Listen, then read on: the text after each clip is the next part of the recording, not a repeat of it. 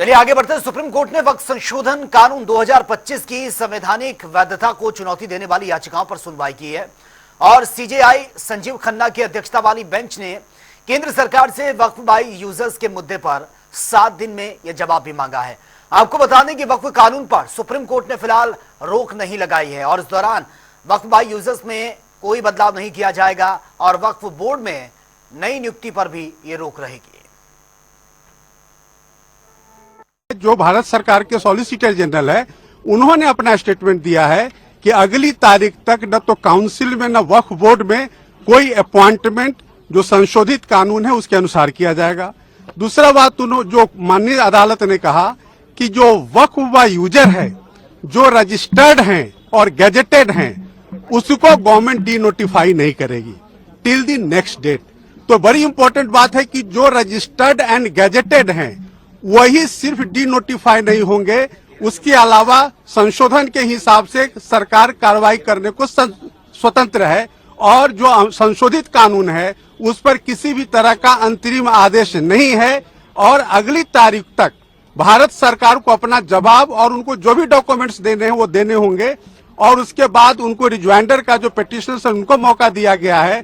साथ ही साथ जो स्टेट गवर्नमेंट्स हैं वो भी अपना रिस्पॉन्स देंगे और ये कहा गया है कि अगली तारीख पर सुनवाई इस पूरे मामले की जारी होगी। तो माननीय सर्वोच्च न्यायालय को जो रेस्पोंडेंट्स यानी कि भारत सरकार ने कहा कि हम डे टू डे सुनवाई के लिए तैयार हैं। आप पूरे मामले को, चूंकि यह पार्लियामेंट का कानून है, पार्लियामेंट के कानून को आप इस तरह से स्टे नहीं कर सकते हैं और माननीय सर्वोच्च न्यायालय ने सॉलिसिटर जनरल ऑफ इंडिया के बात को माना है और उन्होंने संशोधन को स्टे नहीं किया है। The Supreme Court has said that the Central Waqf Council and the State Waqf Boards will not be constituted. Waqf by user cannot be deleted. Now, there are other provisions also which we as a party have come to the Honorable Supreme Court that calling it unconstitutional. Now, whenever it will be heard, our counsel, Mr. Nizam Pasha, on behalf of me, will be arguing it. As you know very well that during the deliberations of the Joint Working Committee, I have given a dissent report opposing all the amendments that were proposed by the government.